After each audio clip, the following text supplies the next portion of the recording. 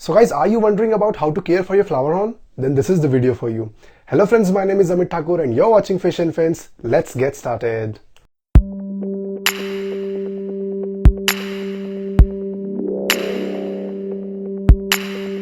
So friends, इस video में हम ये बात करेंगे कि आप इन फ्लावरहॉर्न फिश की केयर कैसे कर सकते हैं. So friends, let's get to the history part of the flowerhorn first. तो गाइस, फ्लावरहॉर्न जो थी वो सबसे पहले 90s में मलेशियन पीपल के द्वारा ब्रीड की गई थी. जी हाँ, ये बेसिकली मैन मेड फिश है, विच मीन्स कि इसे बहुत सारी सिक्लिड के साथ में पहले क्रॉस ब्रीडिंग करके साथ ये ब्लड लाइन को जो डेवलप किया गया था. इसमें ब्लड रेड पैरट्स हैं, इसमें रेड डेविल्स हैं, इसमें विएहा है. बहुत सारी सिक्लिड को इन्होंने ब्रीड करके एक ब्लड लाइन को डेवलप किया था, जिसे बाद में फिर फ्लावरहॉर्न कहा गया. इसे लौहान के नाम से पहले जाना जाता था, बाद में इसका नाम जो था वो फ्लावरहॉर्न पड़ गया. अब आप सोच रहे होंगे दैट इस फिश को फ्लावरहॉर्न क्यों बोला जाता है. तो as the name suggest guys कि इसकी बॉडी के ऊपर जो इनका के कॉक जो होता है वो बहुत ही ज़्यादा नोटिसेबल है, जिस वजह से इसे हॉर्न कहा गया है. अब the next question is the flower.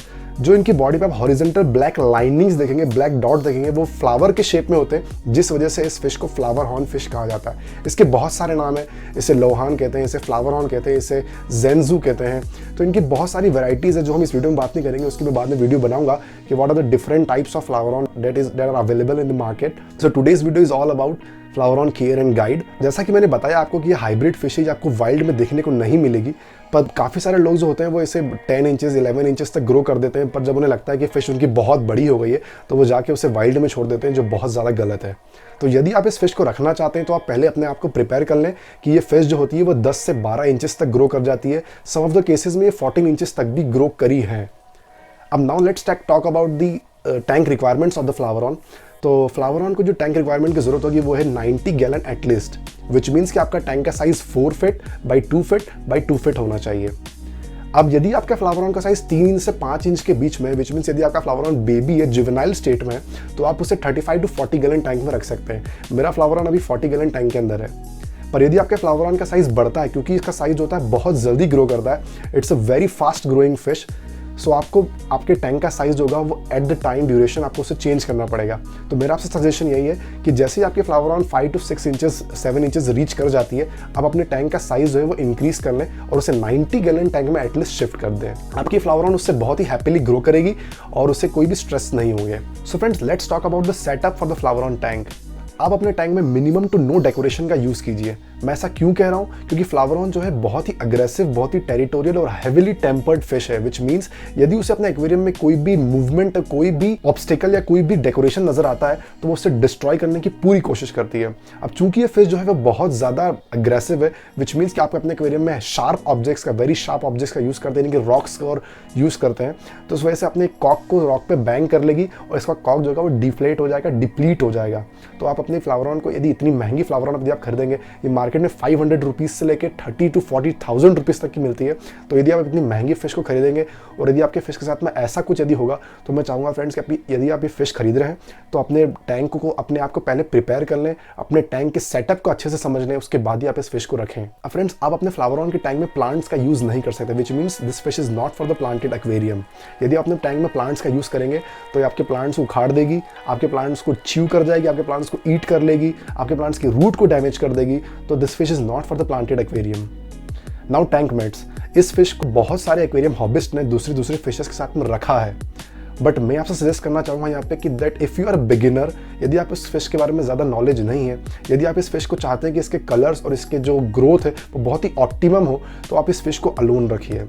If you have such a beautiful fish in your aquarium, then guys trust me, you don't need any other fish for display in your aquarium. ये fish जो है वो इतनी ज़्यादा territorial होती है कि इसके पास यदि मैं कोई छोटी फिश डाल दूंगा, यदि इसके साथ में कोई छोटी टेट्रास डाल दूंगा या मैं गोल्ड फिश रख दूंगा, तो डेफिनेटली डालते से ही विद इन 10 सेकेंड 20 सेकेंड वो फिश इसके पेट में होगी.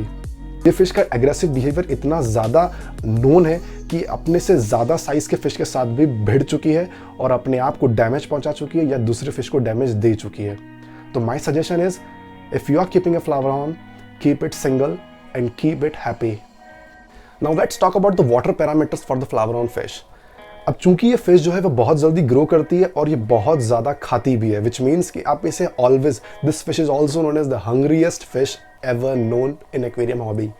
आप इसे जितनी बार फीड करेंगे ये उतनी बार फीड लेगी, बट आपको ये नहीं करना है. आपको अपने फिश को, यदि वो जुवेनाइल स्टेट में, विच मीन्स यदि वो 2 इंचेस टू 6 इंचेस के बीच में, 5 इंचेस के बीच में, तो आप उससे दिन में 3 बार फीडिंग दे सकते हैं। पर यदि आपकी फिश जो है वो 6-7 इंचेस से ऊपर ग्रो कर जाती है तो आप उसे दिन में 2 बार फीडिंग दे दीजिए और फीडिंग का अमाउंट जो है थोड़ा सा इंक्रीज कर दीजिए।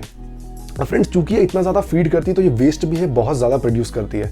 तो इसके वेस्ट को क्लियर करने के लिए आपको एक्वेरियम में बहुत ही स्ट्रॉन्ग कैनिस्टर फिल्टर या सम फिल्टर का यूज़ करना पड़ेगा। अब जैसे कि आप देख रहे हैं, मैंने इस एक्वेरियम में ओवरहेड सम फिल्टर का यूज़ किया हुआ है। तो यदि आपने मेरी ओवरहेड सम फिल्टर की वीडियो नहीं देखी है तो आप वहाँ ऊपर आई बटन में जाके देख सकते हैं। मैंने आप बताया है उसमें कि आप अपना घर बैठे अपना ओवरहेड सम फिल्टर कैसे बिल्ड कर सकते हैं। तो फ्रेंड्स, वाटर पैरामीटर में फिल्ट्रेशन की मैंने जो बात कही है उसमें आपको फिल्ट्रेशन जो है बहुत ही हैवी रखना पड़ेगा। यदि आपका फिल्ट्रेशन वीक है तो आपके वाटर के अंदर नाइट्रेट, अमोनिया और नाइट्राइट का कंसंट्रेशन जो होगा वो बहुत जल्दी बढ़ेगा, जिस वजह से आपका वाटर का पीएच जो होगा वो डिक्रीज होगा या इंक्रीज होगा और आपकी फिश की डेथ हो जाएगी। तो आपको अपने एक्वेरियम में फ्रीक्वेंट वाटर चेंजेस करने पड़ेंगे, विच मीन्स यदि आपका फिल्ट्रेशन लो है तो आपको अपने एक एक्वेरियम में एक हफ्ते में 2 बार वाटर चेंज करने पड़ सकते हैं। मैं अपने एक्वेरियम का वाटर हर हफ्ते में 1 बार चेंज कर लेता हूँ 30 to 40% फ्लावरहॉर्न के लिए। आप अपने वेस्ट डिब्रीज को निकालना बिल्कुल भी ना भूलें। Now friends, come to the temperature for the flowerhorn. आपके अपने फ्लावरहॉर्न टैंक का टेम्परेचर जो है वो 26 to 30 डिग्री के बीच में रख सकते हैं। ये फ्लावरहॉर्न 26 to 30 डिग्री के बीच में बहुत अच्छा थ्राइव करती है। मैंने अपने फ्लावरहॉर्न के टैंक का टेम्परेचर 28 डिग्री सेट किया हुआ है और मैं कोशिश करता हूँ कि मेरे टैंक का जो टेम्परेचर है वो बिल्कुल स्टेबल रहे, विच मीन्स वो 28 डिग्री ही रहे थ्रू आउट। इससे होता ये है कि आपके फ्लावरहॉर्न को जो है कोई भी स्ट्रेस नहीं आते, एक स्टेबल एनवायरनमेंट उसे मिलता है, जिस वजह से वो बहुत ही हैप्पीली, और उसका केओ के कॉक जो होता है वो बहुत ज़्यादा इन्हांस होते हैं। फ्रेंड्स, मैं केओ के इसीलिए बोल रहा हूँ because that sounds very funny, cock. So मैं उसे केओ के स्पेल करके बता रहा हूँ आपको। इसे न्यूकल हम्प भी कहा जाता है, इसे हॉर्न भी कहा जाता है, तो I would rather say nuchal hump. Now the next thing is the pH of your aquarium. Flowerhorn के लिए आपके एक्वेरियम का पीएच 7.5 to 8 तक रख सकते हैं, which means they need a basic water for the growth. अब यदि आपके एक्वेरियम का जो पीएच है वो 8 से ज़्यादा जा रहा है तो अपने एक्वेरियम का वाटर जो है वो तुरंत चेंज कर लीजिए। यदि 7.5 से कम जा रहा है तो अपने एक्वेरियम का वाटर तुरंत चेंज कर लीजिए। Now the next thing here is diet. अब फ्लावरहॉर्न जो है भाई ओमनीवोरस फिश है, विच मीन्स कि वो हर तरह के डाइट को ले लेगी। पर जहाँ तक मैंने देखा है, फ्लावरहॉर्न एक बहुत ही प्रेडेटरी फिश है, विच मीन्स कि उसे लाइव फीडिंग की भी ज़रूरत होती है। मैं सजेस्ट नहीं करता हूँ कि आप लाइव फीडिंग दीजिए, पर आप लाइव फीडिंग में दूसरी फीडर फिश की बजाय आप चिकन, गोट लिवर, इन सब का यूज़ कर सकते हैं। मैंने बताया कि आपको उसे कैसे देना है। यदि आपने मेरी वीडियो नहीं देखी है best food for your fish, तो आप ऊपर आई बटन में जाके देख सकते हैं। फ्रेंड्स, डाइट, ओमनीवोरस डाइट में मैं पैलेट फूड का यूज़ करता हूँ, मैं हम्पी हेड, ओकीको प्लैटिनम, ये सब ड्राइड फूड्स का यूज़ करता हूँ। और ना फ्रोजन फूड्स की यदि मैं बात करूँ तो आप dried shrimp, dried blood worms, brine shrimp का यूज़ कर सकते हैं। आप एक ही फूड को इसे ना फीड करें। यदि आप चाहते हैं कि आपके फ्लावरहॉर्न का कलर, उसका ग्रोथ उतना अच्छा हो तो आपको उसे वैरायटी ऑफ फूड जो है वो देनी पड़ेगी।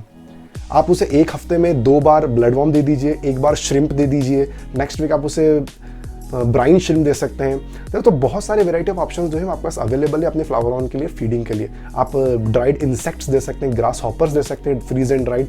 तो बहुत सारे फिश फूड जो है मार्केट में अवेलेबल है फॉर फ्लावरहॉर्न, और बहुत सारी कंपनियां भी जो है जो सेपरेट फूड बनाती है सिर्फ और सिर्फ फ्लावरहॉर्न के लिए। तो फ्रेंड्स, यदि आपको ये वीडियो हेल्पफुल और इन्फॉर्मेटिव लगी तो friends do subscribe to my channel. और यदि आपको लगता है कि मैं ऐसी वीडियो और आगे बनाऊं तो आप मेरे चैनल को सब्सक्राइब कर लें और लाइक करना ना भूलें, कमेंट करना ना भूलें। Thank you.